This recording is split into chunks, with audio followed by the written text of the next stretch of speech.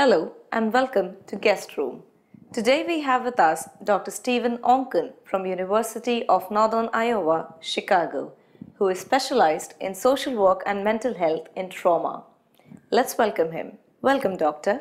Can you please tell us something about yourself? Yes, currently I'm a professor at the University of Northern Iowa. I teach in the Department of Social Work. Prior to that, I was with the University of Hawaii in Honolulu, and prior to that, I was at Columbia University in New York City. Most of my direct practice was in Texas, and that's where I got both my Master's of Social Work degree and my PhD was from the University of Texas in Austin. Recovery seems to be an all-new area in the field of mental health. Can you tell us how it is applicable for trauma as well? Sure. I mean, we talk about recovery as being a new area, but actually people have been living lives in recovery for a very, very long time. Historically, we can go back 200 to 300 years. I think what happens is that we don't pay attention to the people that go through mental illness and recover. We sort of lose them because they no longer need attention. So our focus remains on the people who are not fully recovered. And so it seems like it's a new area, but when you really get into the lives of people with mental illness, recovery has been around for a long, long time. I just don't think we did a very good job of listening for recovery stories. Recovery it's a very individualized process.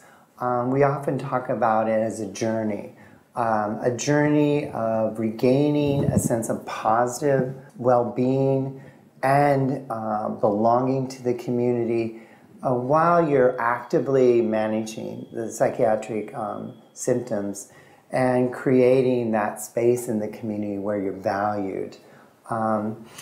The important thing to think about in terms of recovery when you're talking about mental illness versus maybe recovery from an infection, like recovering from a cold, is that often people talk about recovery as being two parts. One is dealing with the illness itself, the symptoms, but there's also dealing with how people respond to you as a result of being labeled with mental illness, say schizophrenia. Societies, and unfortunately societies across the globe, tend to respond very fearfully. And people who are labeled with different mental illnesses generally are isolated or stigmatized or both and discriminated against. So sometimes people say that their journey of recovery is easier to manage the symptoms than the rejection that they may encounter from society. I don't think there's anything so special about recovery. It's about life. It's about finding meaning and belonging. I think what makes it unique is that you've got both of those challenges in front of you is, okay, how do I regain my mental health? And then how do I regain the respect and involvement again in the community? So you're working on both of those fronts, and so that can be a really, really, really tough challenge. I specialize in trauma related to mental health recovery, at least in the United States and in studies in Canada, Australia, New Zealand, England, and other parts of the world. We're discovering that a lot of people that have psychiatric illnesses also have been experienced trauma in their lives. It can be, in fact, the trauma may have been the trigger that led to the expression of the mental illness. Say if you were very seriously abused or neglected as a child, or sometimes the mental illness itself can trigger trauma. When you start hearing voices and you're really not being able to tell what's real and what's not, that in itself can create further trauma. Or as I mentioned, if people start rejecting you, that isolation, that also can create a trauma situation, particularly if a number of people, basically turn their backs on you. It makes it very, very hard. So we often see in our work a big proportion of the people also having these adverse experiences. Adversity itself is not bad. I mean, we all face adversity, right? And we're amazing human beings. We know how to rebound from that. We have resiliency. I guess a way to think about resiliency is a willow tree. I don't know if you're familiar with willow trees, but they have very, very deep roots. Deep roots, yes. And they have very flexible branches. And when somebody has very deep roots to their family, to their community, they can withstand a lot. And when they're flexible, when adversity comes, they can withstand a lot. And that is resiliency, that ability to be able to have deep roots and to be flexible.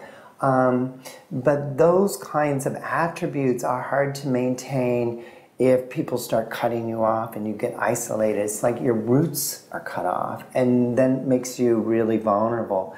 And it's really hard to remain flexible when you're dealing with so many things coming at you in terms of what you can no longer be. Right. It's kind of a sad thing, but people who experience being diagnosed with a mental illness often talk about used to be people. They talk about, well, I used to be used to be this and that. Or I could have been, or I wanted to be. And that's really, really sad. So there's a lot of loss that comes with that. And we really need to challenge that, because they are people, first and foremost. They can and will recover. And if we really believe that, there's no reason why they cannot have their own dreams. And they cannot be, I will be, I can be someone. And recovery is a lot about that. It's about helping people regain their sense of humanity. People say recovering from mental illness. No. Actually, recovery is about recovering your life. It's about attaching your deep roots, and it's about developing the skills to be flexible so you can handle the adversity. Trauma really impacts those kinds of things. When you experience severe abuse or neglect or violence of any kind, severe rejection, or you witness it, it can really then impact to So are you telling that these are symptoms of trauma? But what's really interesting is in the world of looking at trauma and mental illness, people will talk about symptoms. Take for instance cutting. Okay, that's a symptom. Self-harm. That person, we say that's a cutter. So we diagnose and see that's a symptom. When you talk about people living through severe adversity, they're going to do what it takes to survive. And what we now know is that often things we call symptoms are really adaptations to survive. Because they are so under assault that their brains, which like you and mine are amazing organs, their brains go into the survival mode. And they do what they need to do to be able to survive. And when you talk to somebody who may cut, sometimes they'll say, it's how I can feel again, feel my body, my mind back into my body. Because the way they survived the trauma, say they were really, really physically abused, well, they couldn't run away when they're being physically abused. So they drifted away in their mind. They disassociated. Right. Okay? Now, if that helps keep you alive, you start developing that pattern. And we call it disassociation, okay?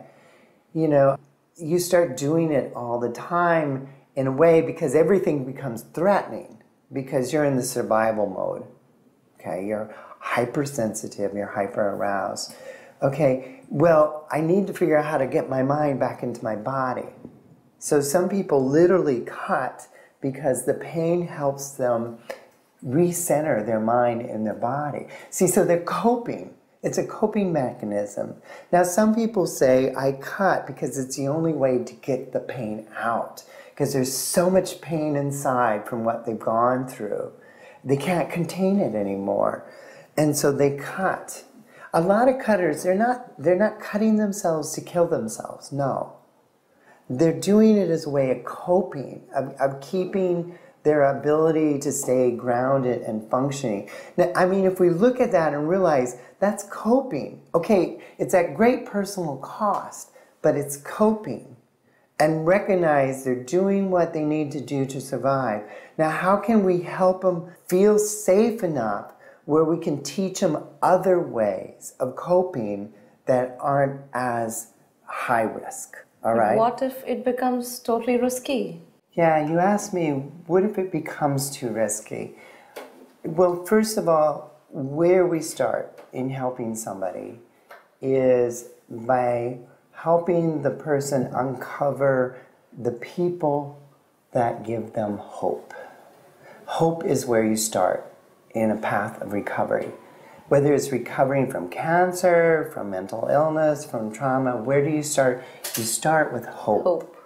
So you ask the person, you literally ask the person, name one person in your life that has hope for you.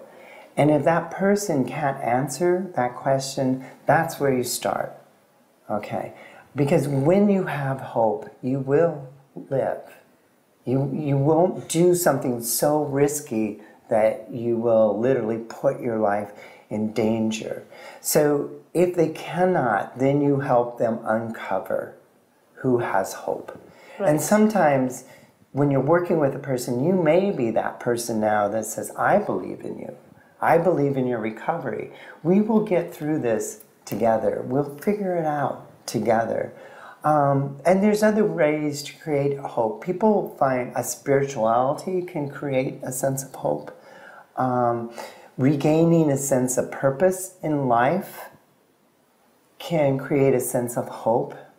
And earlier when I'm talking about, the difficulty of psychiatric illness is often when people get labeled that purpose in life gets taken away. They become, as I mentioned, I used to be.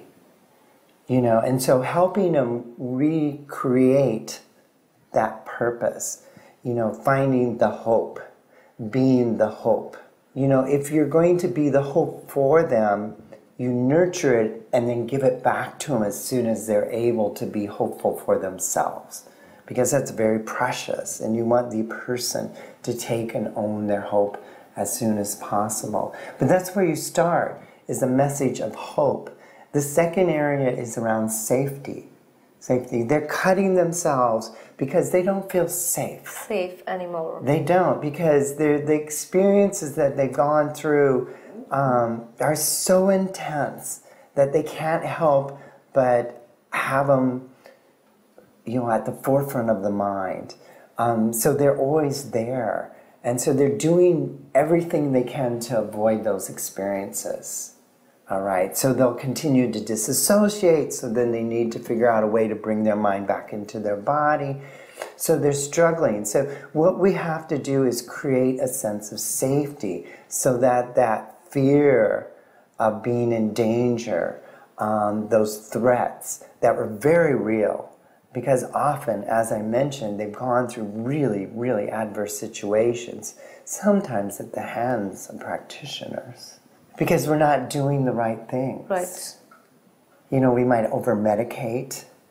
We might restrain someone, and trigger the very trauma that was creating the illness in the first place. So we got to create safety.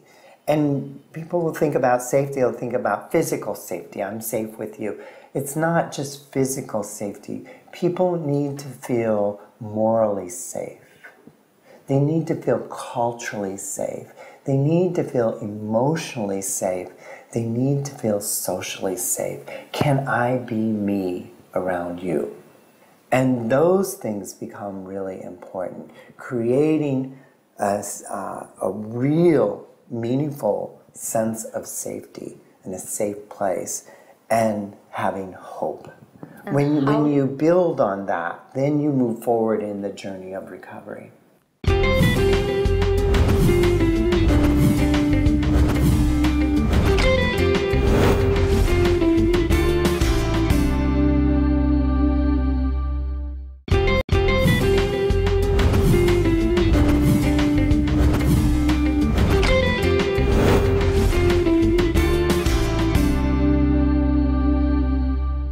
Doctor, can you please tell us something about the international social work? Yes, I have had the honor to be invited to many different countries in terms of sharing the message of recovery. I think the beauty of international social work is getting that kind of exposure. For instance, I come here to India and people listen to what I can share based on my work and the stories of so many people that are part of my work. But the beauty of it is I end up learning so much myself. Every time I go somewhere, you meet new people, you get exposed to different ways of understanding, and that expands your own horizon. I mean, if I had a dream that I could really achieve, I would dream that every young person in their education had the opportunity to study abroad at some point in their education, because I think just the experience sharing another culture grounds people in our common humanity. It teaches us that how we do things are only one way, and there's so many different ways, and they're all good ways. International social work helps us do that on a professional level, meeting colleagues from all over the world, hearing their ideas, visiting the places in which they work, and taking their ideas and thinking about, well, what might work in terms of the communities I'm working with or in. And I think that's the beauty of international social work. But I think it's a beauty that could involve everybody if we gave young people the opportunity to travel abroad and study abroad. You know, when you go abroad, you can't help but challenge your assumptions and your stereotypes. I think we'd have a richer world and a safer world if we created more international opportunities, actually. Right. So, Doctor, what are the limitations faced by differently able persons by the society? Well, you know, that I think is sometimes the harder struggle in recovery. You know, we all have gifts. Everyone has a gift. But we need to have opportunities in society, circumstances where we can identify our gifts and exercise our gifts and develop our gifts. When you have a person that gets labeled as having a psychiatric disability, for example, often a part of that process is they almost become the label. You know, they have schizophrenia, they're schizophrenic, and now it's schizophrenic that I see. I don't see the person anymore, I just see the schizophrenia. And that label becomes its own story. And it takes away the person's own, you know, their own story. It takes away their ability to write their own story. And we really have to challenge that. Because those stories about what schizophrenia is, they're inaccurate. You know, I mean, people think of it as, well, they're violent people. No. people with schizophrenia are most often the victims of crimes and violence. Why? They're vulnerable. They're vulnerable people. But we don't see that. We emphasize the pathology. And I think, our limited knowledge makes it easy for us then to differentiate and say, okay, they're not us, they're other. And when you start differentiating like that, then you can start making them less, and they're less than, and then you start dehumanizing them. And that's the challenge. It's really helping society realize that no, they have incredible gifts. And, sometimes it may take a while to find and nurture it, but they have gifts and they have purpose and they have meaning and they can contribute. And when you create space for them to contribute, you can get amazing things contribute to society. There are some people who are quite creative, and a part of that creativity may come from a heightened state of mania. And there's some people creative that don't have that, okay? But sometimes, that experience of living on the fringe creates a space to make unique contributions. And to be able to help them find their voice and their role becomes a part of what we need to do, and to create, as I mentioned, in society, safe places for them to discover these kinds of things. In fact, if we just had safer societies, everybody, I think, would be better off in terms of really tapping into their gifts. Right. So how do you think is the government supporting towards the cause? Well, I'm not so familiar with what's going on in India. This is my first trip. I mean, I can talk about what's going on in the United States from where I'm at. Like India, it's a big country. Of course, India is much bigger. The United States has a lot of regions like India, and so there's a lot of differences. That can lead to fragmentation. Sometimes that's okay, because fragmentation allows for innovative things to happen. And you can come across some really amazing programs going on in the United States. And in India here, I think we've got some examples of some amazing programs going on. The bad side about fragmentation is when something's really going well, it's just in this tiny little area, and how do you then spread it to other areas, if indeed it fits other areas. But then the good side of fragmentation is that sometimes things are not going very well. They're really quite bad. The services may be bad, the way people are treated may be bad, and at least it's isolated and it's not spread across a bigger part of the country. So I think both countries are struggling with the fragmentation, and how do we keep the good parts of it, the innovative parts, but how do we figure out how to share those better so that more areas can grow and develop from those innovations. Actually in India, in parts of India, people with a schizophrenia diagnosis will have better outcomes than in the United States.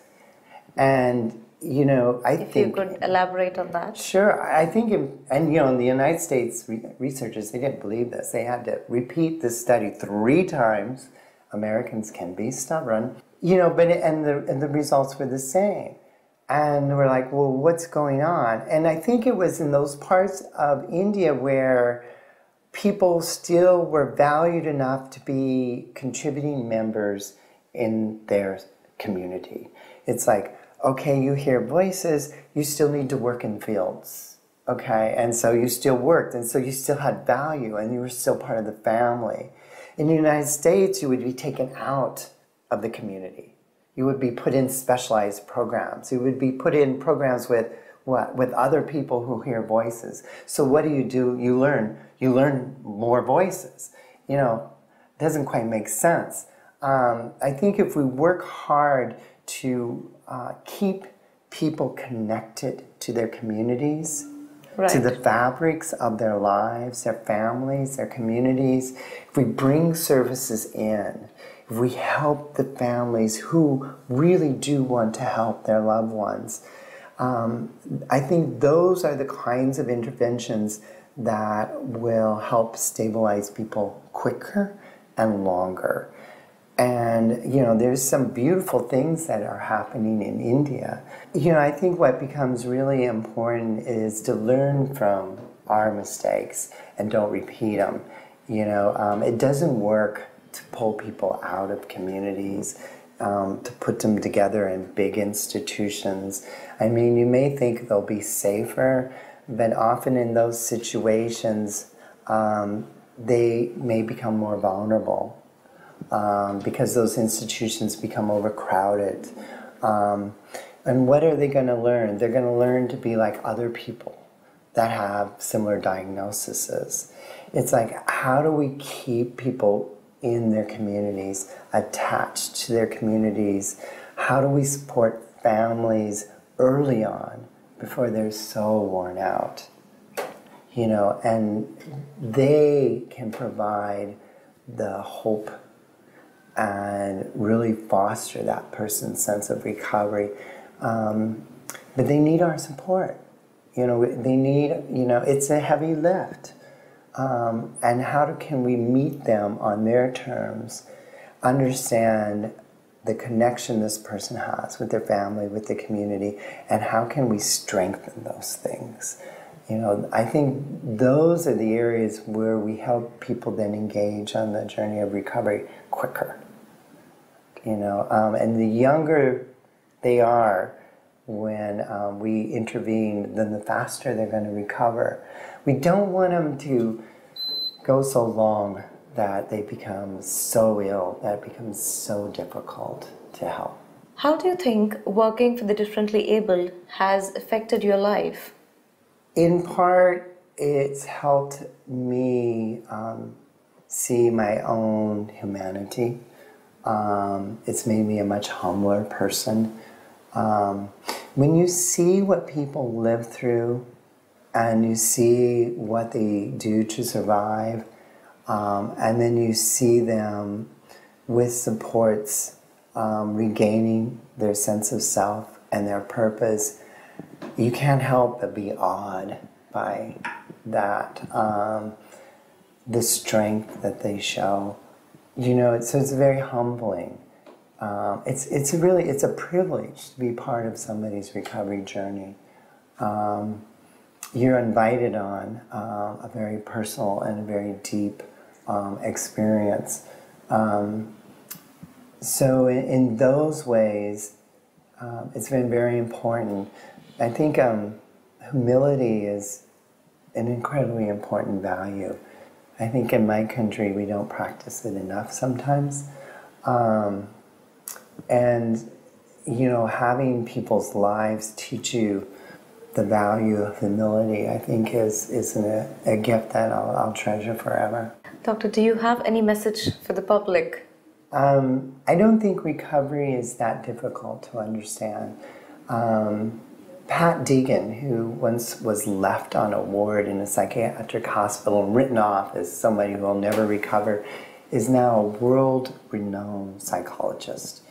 And she talks about, you know, recovery is not about becoming normal. It's about becoming more fully human in the way you're intended to be. And recovery is not about becoming part of mainstream society.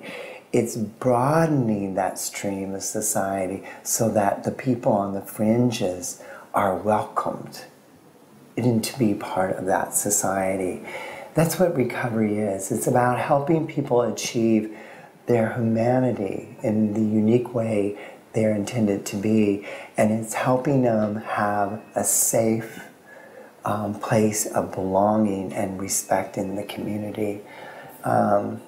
That's what recovery is. A wonderful colleague of mine, Priscilla Ridgway, put it this way: recovery is loving each other back into existence. Thank you so much, Doctor, for your time and inputs. We had a pleasurable time with you. You're welcome. Until we meet the next time, this is Chitra signing off.